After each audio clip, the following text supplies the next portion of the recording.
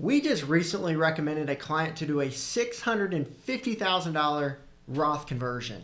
Now you're probably wondering to yourself, that's a lot of money to convert, but more so, what is that tax bill going to be? And we'll talk about that throughout today's video. But just because we're telling this person to do 650,000 Roth conversion, that may or may not mean that you should or you shouldn't. That's what we'll find out today. So stay tuned in the video, and we're going to talk through this unique opportunity that we just came across, and also talk through why we decided to do such a big Roth conversion for this client.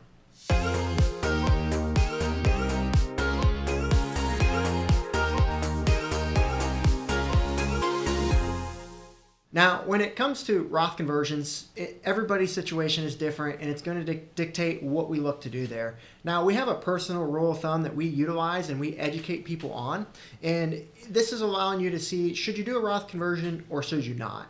And so for most people, if you have $250,000 or less in tax-deferred vehicles, a Roth conversion may not make as much sense to you. We know a lot of the people who watch these videos, who schedule a time with us, typically they have more saved up in tax-deferred. Typically they have $1 million or more. So if you find yourself with $1 million or more in tax-deferred dollars, that's where Roth conversions can start to make sense. If you have $250,000 to $1 million, that can make sense for you too as well. And so that's what you want to look at. Now, if you have a pension, a Roth conversion is going to start to make more sense regardless of how many assets you have, because you're already going to put yourself at a higher income standpoint just from that pension paying out every single month. So those are some of the considerations. But if you would consider yourself that millionaire in tax-deferred investments, then these types of strategies we're going to talk about today are really going to have a potential impact in your situation. And so for this client's example, we're going to use a real-life client to walk you through why we decided to convert $650,000 and what their specific situation was. So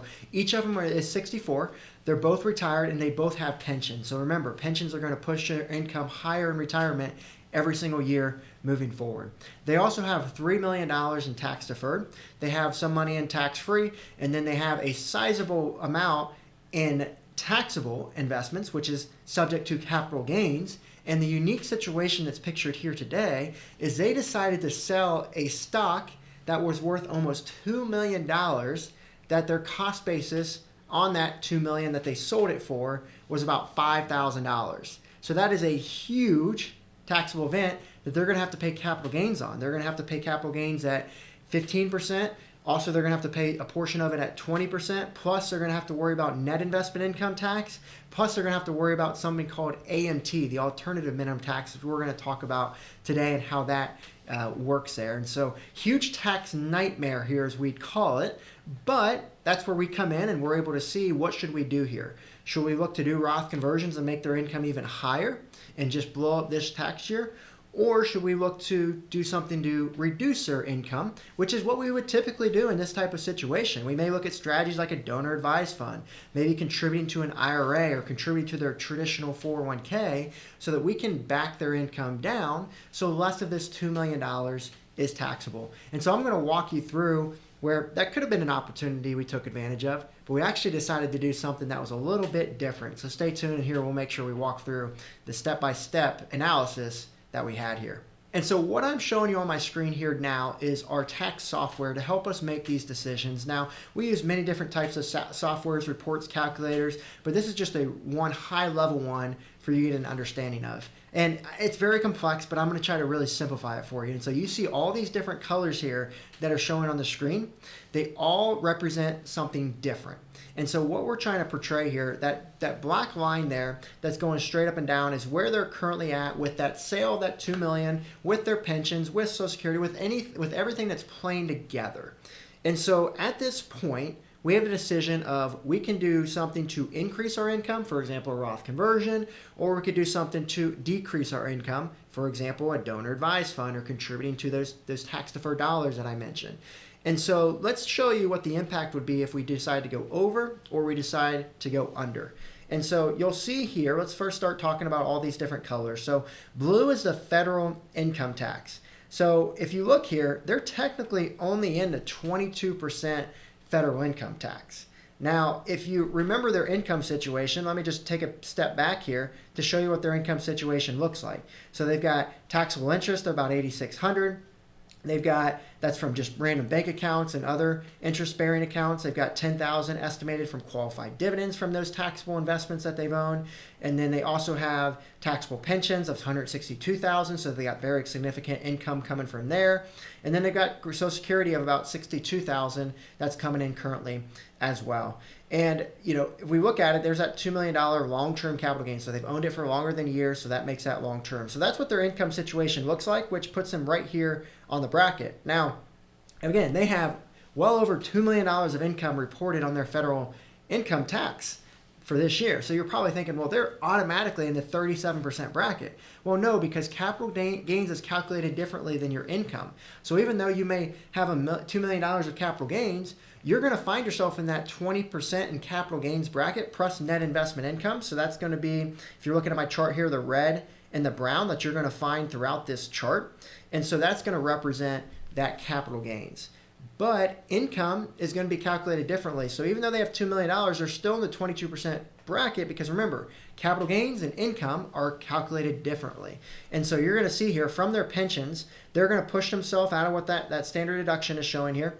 And then they're going to push themselves into 10 to 12%, and then also the 22% federal income tax bracket is where they're going to put themselves. And then you got to see the capital gains moving forward. And so you're probably wondering, why are all these colors situated the way they are? Why is capital gains showing as 5% and not 20% like you said? Well, this is from forcing our income higher. We're now forcing more of capital gains to be at 20% versus 15%. So capital gains goes on top of income. And so if we have $160,000 from pensions, well, that means there's going to be $164,000 less of the $2 million that is going to be taxable at 15% capital gains. And really, some of that's going to be at 0%, which you're seeing here. And so that's going to limit, from 0 to about 90,000. If you're married, it's a 0% capital gains bracket. And so all of that's being illustrated within this software just for you to get an idea. And then the other color here that I haven't mentioned yet is that purple. And that's something called the alternative minimum tax. And this happens for high income earners. Again, they're very high income in this current year. And that's something that can disrupt and cause you to pay a lot more in taxes. And you can see here from about 190,000, if we went back 190,000 to about 100, so about $90,000 of this purple, you're going to force yourself to pay about a 14% tax. So about $10,000 to $15,000 in total taxes there just from the AMT in that little section right there. And then you'll see that it goes down a little bit, and then you'll actually see a point where the AMT is negative. And so if you look at my chart here, you'll see the AMT is negative 4%, then it goes down to negative 7%, then it goes down to negative 9%. That's a period of time where you can actually buy back the AMT. Now, not physically buy back, the government isn't going to make a bargain for you, but that's how the rules work. The AMT is only going to impact the people with the income from here to here. And then once you start phasing out of it, you actually start phasing that money back in your pocket with an opportunity to do what you want with it. So let me talk through the two scenarios here that we have opportunities to do. One opportunity is we back ourselves. Let's just say we decided to do $190,000 into a donor advised fund. And you may say, well, I'm not charitable. Well, then maybe this strategy isn't a good idea for you. But for this client, they're giving about $30,000 a year. They're 64. And so something we would recommend for them is let's do a donor advised fund until the age of 70 and a half. Now, why 70 and a half, you may wonder? Because that's qualified charitable distribution age. That's when you can start giving money from your IRA to the charity tax-free. And so our goal would be to use up that donor advised fund until that point. So further, what is a donor advised fund? Well, this is where you can put all your money into this vehicle up front and get a huge tax deduction, allows you to itemize deductions versus take the standard deduction typically. In this case, we can help offset some of those large capital gains that we saw here. And then you would just give out of your donor advised fund for the next 6 years versus trying to give it out of your pocket. So you would save the money out of your pocket, give it out of the donor advised fund, and this would allow you to take advantage of those tax benefits. And then the other tax benefit with a donor advised fund in their situation is we can take appreciated stock and we can put it into the donor advised fund, and now we don't have to pay capital gains. So we can save 20% on that appreciated stock or 15%, and then we also get the tax deduction up front that we can utilize over this year or the next few years or however your situation may be. So a very good strategy that we will look to implement with them next year. Although we could do it this year, but we decided not to because I want to tell you what we did do in the next strategy that we recommend. But if we did do the donor advised fund, we'd be saving a lot of money in taxes because, again, we would be phasing out of the AMT tax. And then we'd be saving here, if you add all these numbers up, we'd be saving about 50% in total taxes during this phase, and then we'd be saving about 35% in this phase. That is quite significant. And so that is one strategy that we could do. And there's nothing wrong if we decided to do that strategy. But what we actually recommended is, hey, we've got $3 million in tax deferred. We're going to have to pay massive RMDs when 73 comes around. And if our $3 million doubles by that time, because we're not going to need the money, we got $200,000 plus of guaranteed income. Well, then, we're going to end up with an RMD if it $3 million doubles in 10 years to $6 million. Now our RMD is going to be 4% of $6 million, and that's going to be $240,000 at that time, and only gets higher and higher as time goes. And so that's going to push us into taking those RMDs at really high tax brackets and at potentially unknown tax rates when that time comes. They're going to have $240,000 from their RMDs and over $200,000 of income. They're going to be in the top tax bracket every year for the rest of their life. And so that is right now about 37%, but that it could easily be 40 or 50% or 60%, just as it has been historically. If you look at historical tax rates, taxes have been as high as 94% in that highest bracket. And if you go back to 1981, it was 69%. And so we know that tax rates have been historically high. We know they're among the lowest that we've seen in history. The question becomes is what are they going to do moving forward, knowing that we're $34 trillion in debt? And so for people who are expecting to have income of this high, we do know that the government is targeting high income earners and also high net worth, ultra high net worth people, because the people with wealth, well, that's the easiest place to go get those tax dollars, is ultimately what you're seeing. And you're seeing this in all the different areas of planning. You're seeing this in Medicare premiums. You're seeing this in capital gains, right? The more income you have, the more you're going to have to pay. And so what we're looking to do for them is, what if we just did a massive Roth conversion? And let's say we did about $650,000, to be exact, it's about $675,000 that we could Roth convert, and now we can buy back all of that AMT. And so we have to ask ourselves, well, what tax rate are we going to have to pay if we do this $650,000 Roth conversion? We were able to do some calculations to see, but I'll just walk you through what this looks like. For the first about $200,000, they're going to have to pay about, if you look at the calculation here, it's about 33%. Pretty high tax rate, but remember, their income is going to be at $440,000 or more here in the future. And so are they end up going to be in a lower than a 33% tax bracket is ultimately what we're asking ourselves. And then they're going to be having to pay a little more during this section. But then you start to see this AMT buyback by this point lowers their tax bracket to about 28% at this point here. And so we're basically doing a Roth conversion on this 100,000, a little over 100,000 at 28%, which in my mind is probably going to be the lowest that they're ever going to see. And knowing that tax rates are going to change in 2026, the 24% bracket currently that they're going to be in is going to be the 28%. And so if we know that change is going to happen anyways, this could be a good time to get above it and start to convert massive dollars, start to get tax-free growth on this money.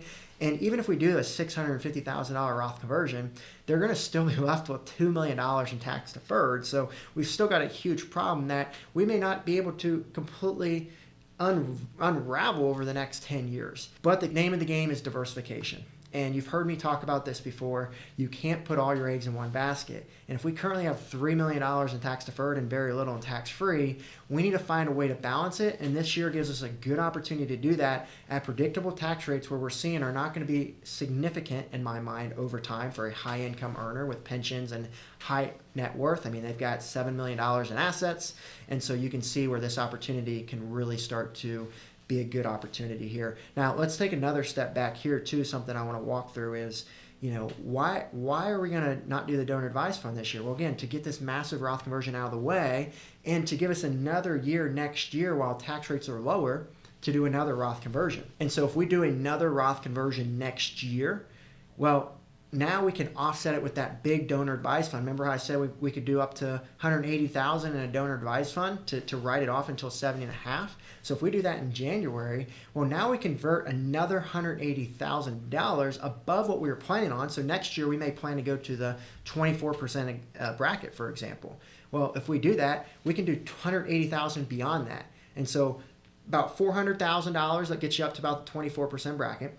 And then you add on another 180 to that, we're going to be able to get our income up to 580,000 and still be in a relatively low tax environment like we've just talked about. And so those are the types of planning opportunities that we're going to be able to do and try to start shifting over some of this big tax deferred dollars over to tax free during the prime time of their retirement, in our opinion. And so not saying that everyone should do this type of planning, but it gets you to say and think, we've got to think outside the box. And this is where the value of having a tax planning team who focus on comprehensive planning can really come into play.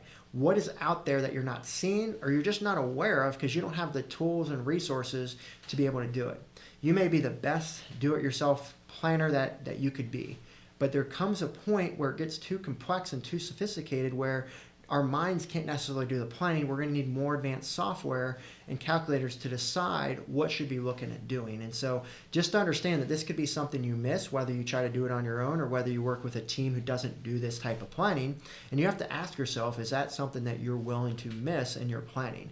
And so hopefully this gives you a good perspective here. If you would like to explore further in this type of advanced planning, you do find yourself having a higher net worth, more saved up in tax deferred, and this is the type of tax planning you're looking for, this is what we do every day, and we'd love to schedule a time to talk to you just to see if we can add further value to your situation and see if we could potentially be a good fit. If you go into the description in the YouTube video here, you'll be able to see a link to be able to click on that and schedule a time with us, and you'll be able to input your information there and allow us to schedule time for a 15-minute call to see if we can add any value to your situation. So with that being said, hopefully this was helpful for you, and looking forward to see some of you reach out here and go ahead and subscribe to the video, and we'll keep these types of videos coming for you.